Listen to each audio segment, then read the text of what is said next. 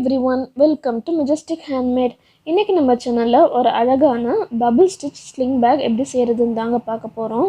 இது பாத்தீங்கன்னா நான் ஹேண்டிலுக்கும் bubble stitch கொடுத்திருக்கேன். அதனால பார்க்கிறதுக்கு ரொம்ப சேம் டு சேமா அழகா இருக்கும்.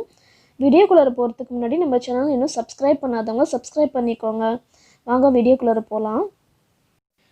இந்த பேக் செய்யறதுக்கு நான் 1.5 mm purse thread எடுத்திருக்கேன். அப்புறம் hook size பாத்தீங்கன்னா 3.5 mm hook. First நம்ம 35 chains போட்டுக்கலாம். நீங்க chains வந்து multiples of 2 னு கணக்கு பண்ணி போடுங்க. 35 chainனா நமக்கு எப்படி இருந்தாலும் ஒரு chain skip பண்ணி தான் நம்ம வர்க் பண்ணுவோம். அதனால நமக்கு 34 chains தான் கணக்கு வரும். நீங்க chains ஃபுல்லா போடுங்க. ரவுண்ட்ஸ்ல எப்படி போடணும்னு நான் சொல்றேன். இப்போ 35 chain போட்டாச்சு. இப்போ first chain எப்போதும் போல skip பண்ணிட்டு second chainல ரெண்டு வாட்டி single crochet போடுறேன்.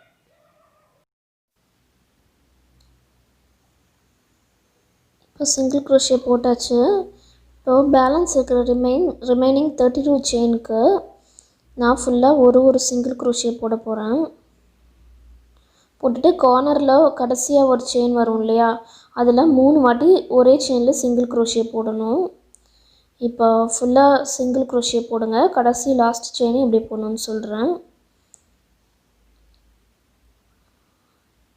இப்போ லாஸ்ட் chain வந்தாச்சு. நம்ம 32 chainக்கு single crochet போட்டாச்சு. இது கார்னர் chainல மூணு வாட்டி single crochet போடணும். ஃபர்ஸ்ட் நான் வந்து அளந்துக்கறேன். நான் இதுதாங்க லைனிங் கொடுக்க போறேன். எனக்கு கரெக்ட்டா இருக்குதான்னு நான் அளந்துக்கறேன். எனக்கு மெஷர்மென்ட் கரெக்ட்டா இருக்குது. இப்போ ஃபைனல் ஸ்டிட்ச் போட்டுறலாம். இது வந்து நமக்கு பெண்ட் மாதிரி வரணும். அதனால மூணு வாட்டி single crochet போட்டுறேன்.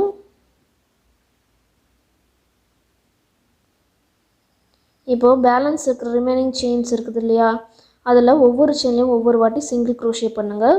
லாஸ்ட் செயின்ல நம்ம slip stitch பண்ணி கம்ப்ளீட் பண்ணிரலாம். அது எப்படி போடணும்னு சொல்றேன்.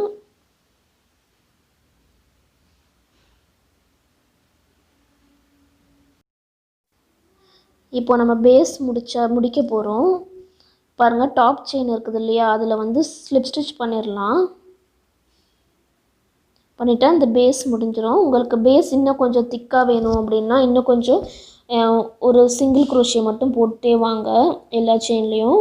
உங்களுக்கு பேஸ் வந்து கொஞ்சம் பெருசா தெரியும். இன்னும் ஓவல் ஷேப் நல்லா கரெக்ட்டா தெரியும். இப்போ இத வந்து நான் மடக்கிக்கிறேன். இது வந்து அடிபக்கமா வச்சுக்கலாம். இப்போ ஃபர்ஸ்ட் ரவுண்ட் நம்ம bubble stitchல இருந்து ஆரம்பிக்கலாம்.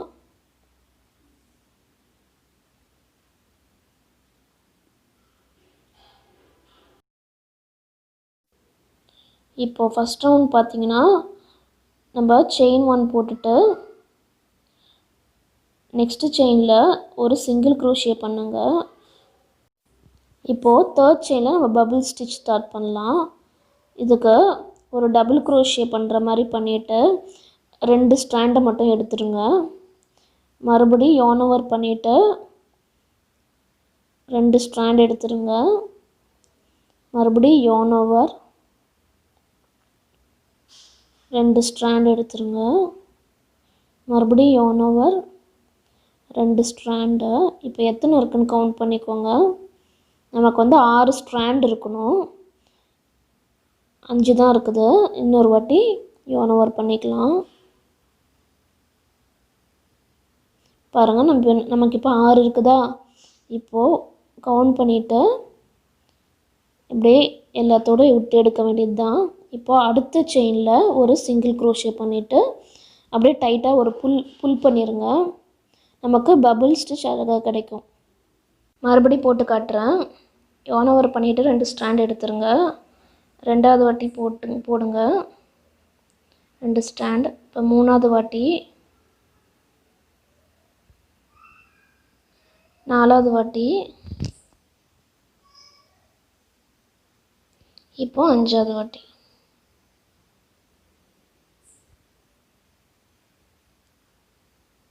இப்போ ஃபுல்லா 6 ஸ்ட்ராண்ட் வந்ததும் விட்டு எடுத்துட வேண்டியது தான். இப்போது அடுத்த செயினில் ஒரு சிங்கிள் க்ரோஷே பண்ணிவிட்டு ஒரு புல் பண்ணிடுங்க. புல் பண்ணால் தான் உங்களுக்கு அந்த பபுள் அழகாக கிடைக்கும்.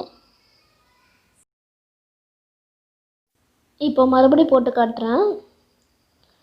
yarn over பண்ணிவிட்டு 2 ஸ்ட்ராண்ட் எடுத்துருங்க. இப்போது செகண்ட் டைம் 2 ஸ்ட்ராண்ட் எடுத்துருங்க. இப்போது yarn over பண்ணிவிட்டு மறுபடியும் 2 ஸ்ட்ராண்ட் எடுத்துருங்க. இப்போ 4வது வாட்டி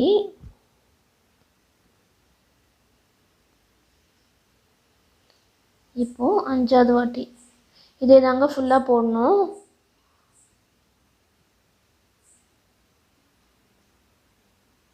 போட்டு அப்படியே எடுத்துட வேண்டியது தான். இப்போது நெக்ஸ்ட் செயினில் ஒரு சிங்கிள் க்ரோஷே பண்ணிவிட்டு அப்படியே புல் பண்ணிடுங்க.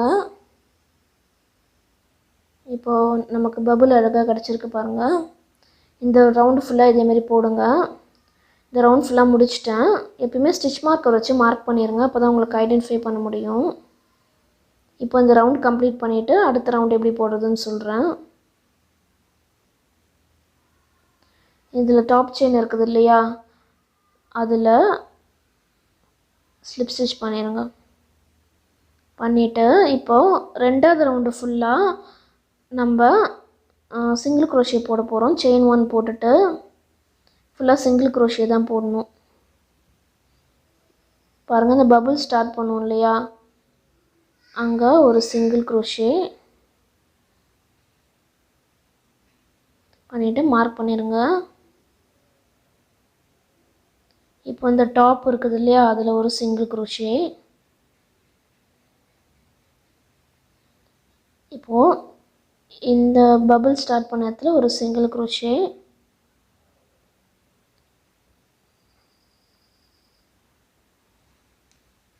இப்போ அந்த டாப்பில் ஒரு சிங்கிள் க்ரோஷே. ஃபஸ்ட்டு ஒரு 2 ரவுண்டு போடுற வரைக்கும் இப்படி தாங்க சுருட்டிகிட்டு இருக்கும். அப்புறம் போட போட நமக்கு வந்து இந்த ஷேப் கிடச்சிரும். பர்ஸ் த்ரெட்டுன்றதுனால கொஞ்சம் ஸ்டிஃப்னஸாக தான் இருக்கும். உங்களுக்கு போட ஸ்டார்டிங்கில் கொஞ்சம் கஷ்டமாக இருந்தாலும் போக போக உங்களுக்கு ஈஸியாகிடும்.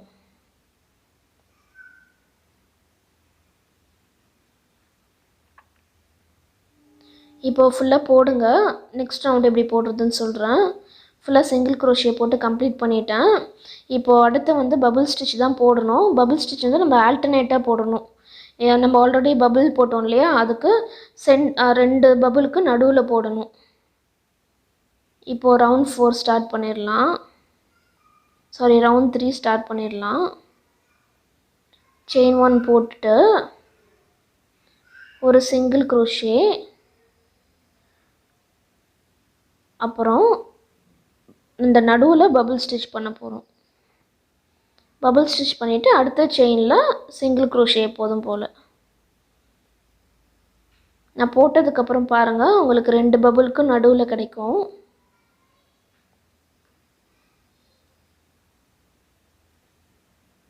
ரெண்டு ஸ்ட்ராண்ட் எடுத்துருங்க. இதுக்கும் நமக்கு வந்து 6 ஸ்ட்ராண்ட் வர மாதிரி பார்த்துக்கணும். 5 வாட்டி yarn over பண்ணணும். இப்போ 6 ஸ்ட்ராண்ட் கிடச்சாச்சு.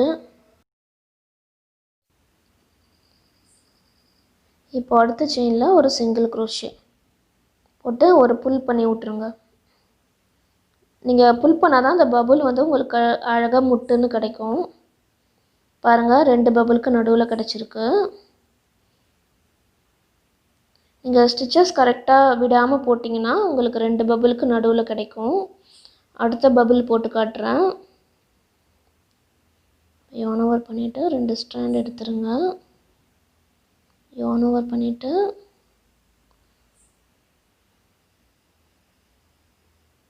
ரெண்டு ஸ்ட்ராண்டு எடுத்துருங்க. yarn over பண்ணிவிட்டு 2 ஸ்ட்ராண்ட் yarn over பண்ணிவிட்டு 2 ஸ்ட்ராண்ட். இப்போ 6 ஸ்ட்ராண்ட் கிடச்சிருக்கா. இப்போது ஃபுல்லாக எடுத்துடலாம். இப்போது அடுத்த செயினில் ஒரு சிங்கிள் க்ரோஷே. முடிஞ்ச அளவுக்கு புல் பண்ணிடுங்க, இல்லைனா உங்களுக்கு பபுள் வந்து பட்டையாக கிடச்சிரும். பாருங்கள், ரெண்டுத்துக்கும் சென்டரில் இருக்குது. இப்போ ஃபுல்லா இதே மாதிரி தாங்க போடணும். இந்த ரவுண்ட் 4 இதே தான் போடணும். பாருங்க ரவுண்ட் 4 கம்ப்ளீட் பண்ணியாச்சு. சாரி ரவுண்ட் 3 கம்ப்ளீட் பண்ணியாச்சு.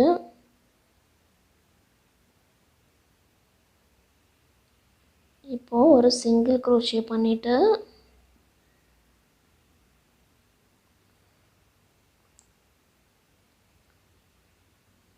அப்படியே ரவுண்ட் 4க்கு ஃபுல்லா சிங்கிள் crochet தான் போடணும்.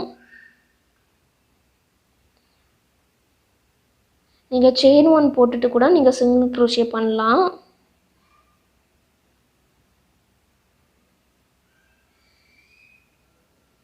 இப்போ ஃபுல்லா சிங்கிள் crochet போடுங்க.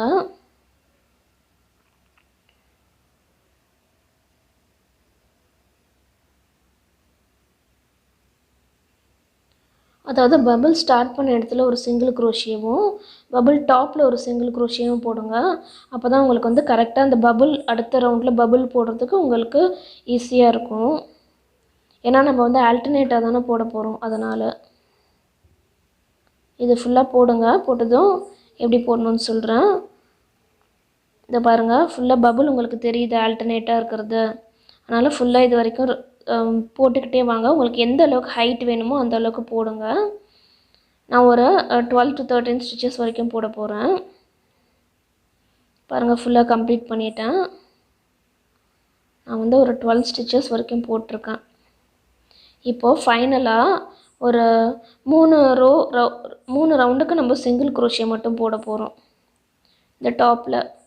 இப்போ நம்ம ஹேண்டில் எப்படி போடுறதுன்னு சொல்லி பார்த்துடலாம். இதுக்கு ஃபர்ஸ்ட் ஒரு ஸ்லிப் நாட் போட்டுருங்க. நான் வந்து ரிங்கில் தான் ஹேண்டில் போட போகிறேன். இதில் ஃபஸ்ட்டு ஒரு 4 வாட்டி சிங்கிள் crochet பண்ணிடுறேன். ஹேண்டில் வந்து நான் சேம் பபிள் ஸ்டிச் தாங்க போட போகிறேன். இது வந்து பார்க்கறதுக்கு சேம் டு சேமாக பார்க்க அழகாக இருக்கும். அதனால் வேறு எந்த ஸ்டிச்சும் போடுறதில்ல. பபிள்லே நான் போட போகிறேன். போடுறது ஈஸி தாங்க. பேட்டர்ன் மட்டும் ஃபாலோ பண்ணிக்கோங்க. 3வது வாட்டி இப்போது 4வது வாட்டி சிங்கிள் crochet போட்டாச்சு. இப்போது செயின் 1 போட்டுட்டு திருப்பிக்கோங்க. திருப்பிட்டு ஃபுல்லாக ஒவ்வொரு செயின்லேயும் 4 செயின்லேயும் ஒவ்வொரு வாட்டி சிங்கிள் crochet போடலாம். அடுத்த ரோலேருந்து நம்ம பபிள் போடலாம். 2 3 4 போட்டாச்சு. இப்போ செயின் 1 போட்டுட்டு திருப்பிட்டு ஒரு சிங்கிள் crochet ஃபஸ்ட் செயினில். இப்போது பபிள் போடலாம். பபிள் எப்படி போடுறதுன்னு சொல்கிறேன். yarn over பண்ணிவிட்டு 2 ஸ்ட்ராண்ட் எடுத்து விட்டுருங்க. இப்போ மறுபடி yarn over பண்ணிவிட்டு 2 ஸ்ட்ராண்ட் எடுத்துருங்க. மறுபடி yarn over பண்ணிவிட்டு 2 ஸ்ட்ராண்ட். இதுவும் அதேமாரி தாங்க 5 வாட்டி நம்ம yarn over பண்ணணும்.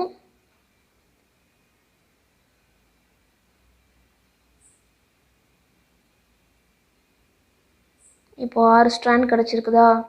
இதை வந்து இப்படியே நம்ம ரிலீஸ் பண்ணிடலாம். பண்ணிவிட்டு அடுத்த செயினில் ஒரு சிங்கிள் crochet, அதுக்கு அடுத்த செயினில் ஒரு சிங்கிள் crochet, ஃபினிஷிங் செயினில் ஒரு சிங்கிள் crochet. அவ்வளோதாங்க. பபிள் ஸ்டிச் போட்டாச்சு. பாருங்கள் நமக்கு மொட்டுன்னு அழகாக கிடச்சிருக்கு. இப்போது அடுத்த ரோ பார்த்திங்கன்னா எப்போதும் போல் சிங்கிள் crochet தாங்க ஃபுல்லாக போடணும். நம்ம பேக்குக்கு போட்டோம் இல்லையா அதே தான். இப்போ அந்த டாப் செயினில் ஒரு சிங்கிள் crochet, அப்புறம் இந்த ஸ்டார்டிங் பாயிண்டில் ஒரு சிங்கிள் crochet, அப்புறம் இந்த எண்டிங் பாயிண்டில் ஒரு சிங்கிள் crochet. இப்போது மறுபடியும் செயின் 1 போட்டுட்டு பபிள் ஸ்டிச் ரவுண்ட் ஸ்டார்ட் பண்ணலாம்.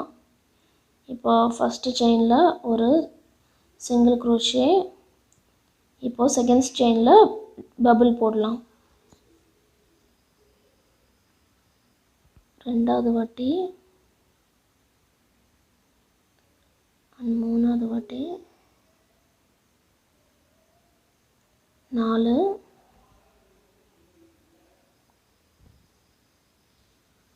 5.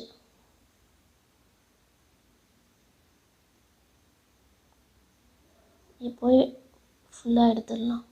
இப்போ நெக்ஸ்ட் செயினில் ஒரு சிங்கிள் க்ரோஷே, அப்புறம் ஃபைனல் செயின்லேயும் ஒரு சிங்கிள் க்ரோஷே.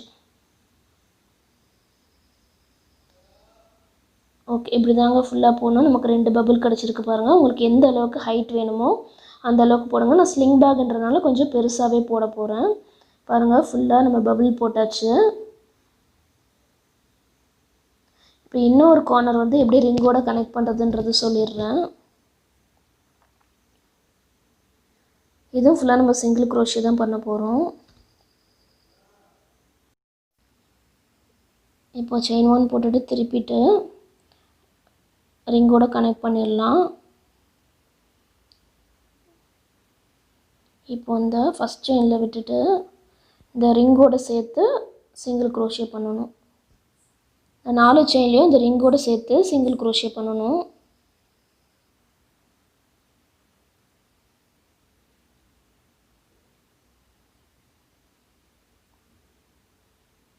இப்போ 3rd single crochet and 4th single crochet.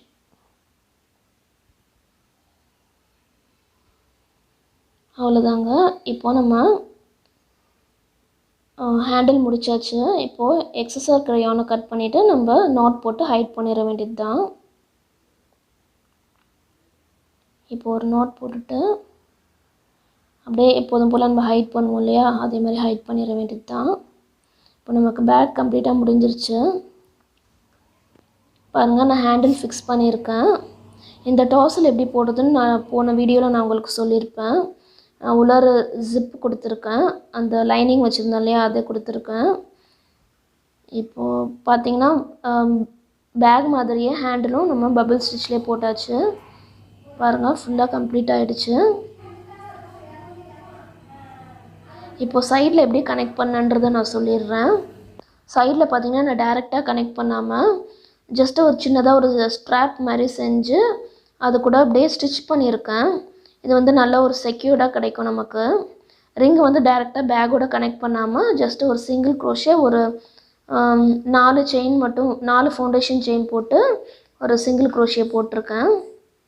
இந்த மாதிரி ட்ரை பண்ணி பாருங்கள், நல்லா உங்களுக்கு ஸ்டிஃபாக கிடைக்கும். ஹோப் இந்த வீடியோ உங்களுக்கு ரொம்ப யூஸ்ஃபுல்லாக இருந்திருக்கும்னு நினைக்கிறேன். இந்த வீடியோ உங்களுக்கு பிடிச்சதுன்னா லைக் பண்ணுங்கள். உங்கள் ஃப்ரெண்ட்ஸ் அண்ட் ஃபேமிலி கூட இந்த வீடியோவை ஷேர் பண்ணுங்கள். நம்ம வீடியோ பார்த்த மக்கள்ஸ் எல்லோரும் மறக்காமல் நம்ம சேனல் சப்ஸ்கிரைப் பண்ணிடுங்க. தேங்க்ஸ் ஃபார் வாட்சிங் அண்ட் கீப் வாட்சிங்.